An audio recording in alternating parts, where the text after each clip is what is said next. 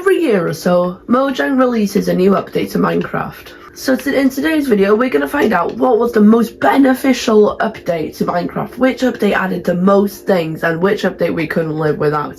So before we do that, I'm just going to quickly run through what every update added. Now, quickly, also, I'm just going to say we're not doing updates before the full release, of Minecraft, because the beta updates and the alpha updates added so much each time that obviously they would be the winners. So without further ado, let me just say what every update added.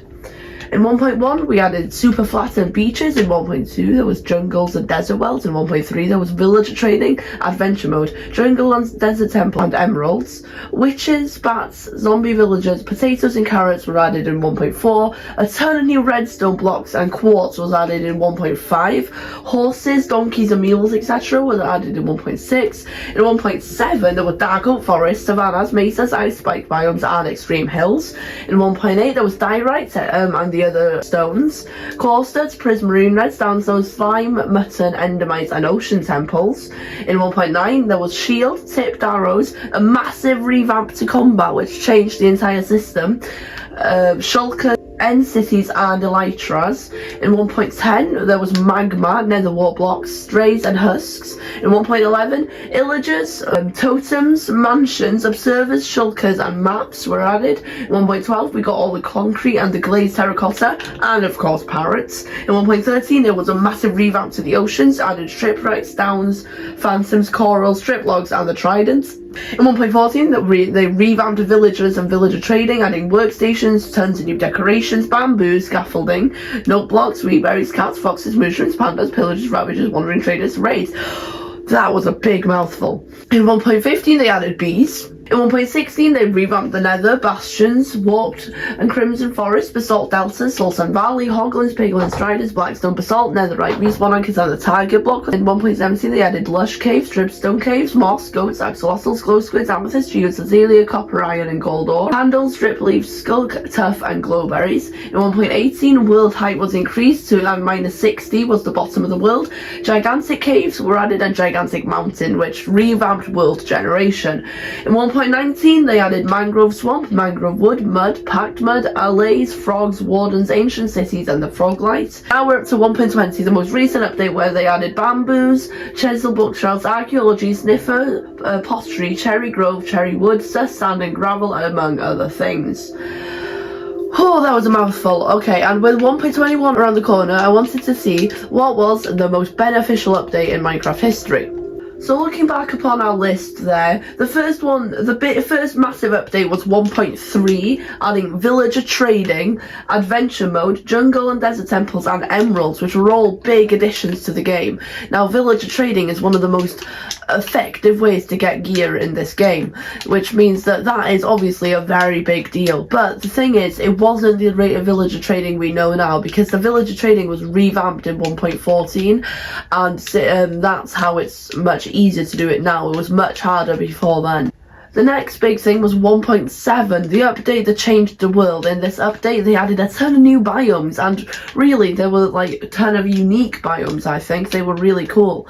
Again, those biomes were the dark oak forest, the acacia savannas, the mesas, the ice spike biomes and the extreme hills, which means that it was also the update that added dark oak and acacia, which means that that's definitely in the running for the most important. They added after that added ocean temples among other things, but that's nothing compared to 1.9 that revamped the entire combat system, making 50% of the Minecraft lovers very angry and the other 50% very happy, because it's strange. The combat system before was very, very overpowered, but the thing is, that combat system still lies here in Bedrock Edition. So the way it worked was, the old combat system worked like this. As you can see, I'm swiping my sword as fast as possible.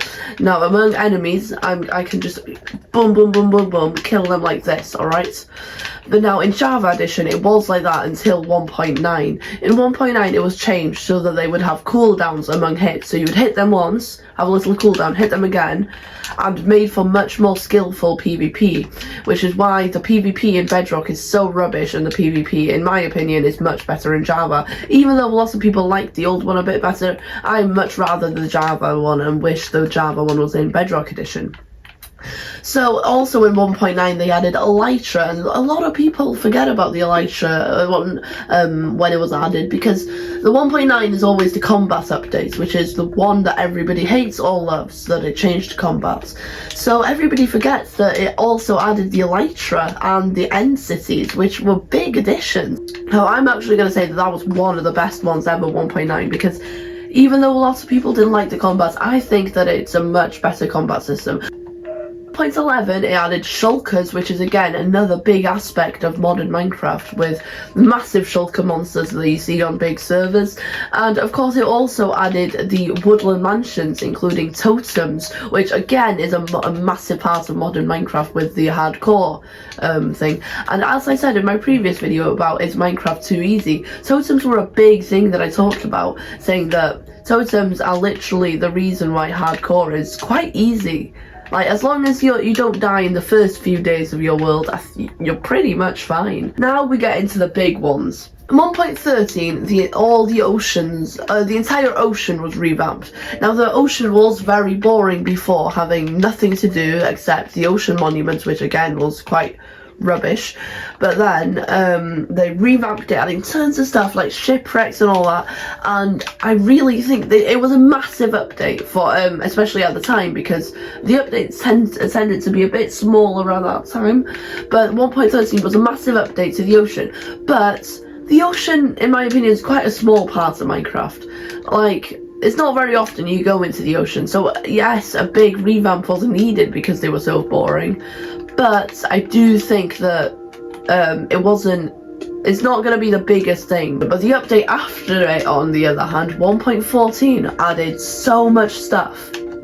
And it, as I said earlier, it revamped villager trading. Now that was very important, because villager trading was a bit weird before. You had to get a ton of villagers. In fact, for this section I'm going to go over to my villager breed. So here in the modern villager trading villager breeder, we can see what happens. So villagers used to work in a really weird way, where they would spawn with a profession and they would keep that profession for their entire life. They also had set trades that they would keep for the entire life. So what they needed to do, it used to be really hard to work with villagers. You had to find 2 villagers that were definitely farmers, then create a breeder which looked a bit different, but nothing too different from what they do now. Then once you had that, you had to just breed so many villagers until you found ones with good professions, because obviously nobody's going to want a leather worker. Nobody likes leather workers, and if you got a ton of them, you were very sad, because it was such a grind to get villagers. Now what you have to do is place 2 composters, turn these guys into farmers, breed them up, and then down here we can change their jobs into what they need to be. For example, here I've got fletchers to trade sticks with, here I've got a farmer, and I decided this myself. I didn't have to go through like 100 villagers to find the ones I like. So in my opinion, this was a massive update. Now, except just villagers, it also added raids, which is a big part of the game in my opinion. It also added a ton of decorations, bamboo, and the panda, along with cats and foxes and wandering traders, along other things. So at the moment, my top 3 would be 1.14, 1.9 and 1.7, but we've still got 6 more updates to cover. Now 1.15 added bees, so just bees, so no, they're not getting a spot here. 1.16 on the other hand revamped the Nether completely. It used to look rubbish, it used to look so boring, and it was like that for what, 10 years, something like that. It looked like that for, and I'm so happy that the Nether update was a big update. Unlike 1.13, which revamped the oceans, where the ocean in my opinion isn't really that big of a part of the Minecraft, the Nether is a much bigger part. For example, it's a vital part to reach the Ender Dragon, and it's a good way of traveling, which means that a lot of people use the Nether. So revamping it was a big thing. It really helped. it was boring before, and they added 4 new biomes, which in my opinion all look really, really cool. Like, I love the Nether biomes, all of them, all 4, even though the Soul Sand Valley is the most annoying in survival. So 1.16, I'm gonna say, is gonna take the spot of 1.7 just a bit. I know that 1.7 added some of the most valuable biomes that we have, like the Dark Oak and the Savannah, but I do think revamping the Nether, it was just so big that I think that it has to take its spot. 1.17, which again was a big update, but this is okay. Quickly, I'm just going to talk about something that's not quite on topic, but in 1.17, it was promised that it was a big promise. So they said that everything that was added in 1.17, everything that was added in 1.18, and some of the stuff that was added in 1.20 and 1.19 would be in one update. Now, Mojang did not keep to this promise, which triggered a lot of people. Not me personally, which is because it's understandable that they couldn't do all that work in one update, but a lot of people got triggered because of what they promised and what they actually delivered. But that doesn't mean that 1.17 and 1.18 were not individually really good updates. So 1.19 added the ancient city with wardens, which was a massive change, and realistically a lot of the new updates have been very, very big updates. For example, 1.19 added mangroves, forests, and the warden and the deep dark. But 1.20 added archaeology and the cherry blossom biome, and making bamboo really cool. So I did rush through those 2 final updates, but that's because I've already decided what my top 3 are going to be. So in 3rd place, I'm putting 1.16 for completely revamping the Nether. It was such a big update, and it was just really, really cool to see the entire Nether updated, because it'd been really boring for so long, and yeah, it really, really needed the change. Now, in 2nd place, I'm going to put 1.9 for completely changing the combat system and adding the end cities, which forever changed the game, adding the elytras. Some say for the better or worse. I'm not going to decide that today. Now, before I say the first thing, let me just say quickly that I liked all the recent Minecraft updates, and I don't think that none of the recent ones have been bad, even though a lot of people have been complaining. I do think that the modern updates are getting so much better compared to the old ones. Like, I'm pretty sure that from 1.1 through 1.7 could all be squished into one update nowadays, like how big the updates are.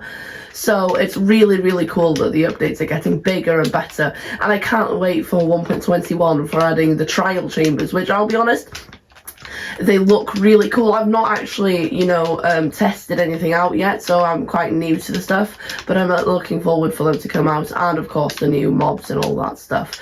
But in 1st place, I am going to put 1.18, even though I did just say that it was quite strange how it didn't add much, and it only but it's hard to remember that before 1.18 caves were small, caves weren't boring, but they were never that cool, and and changing it to 1.18 was so cool. And then upgrading the height limit was something that so many builders wanted.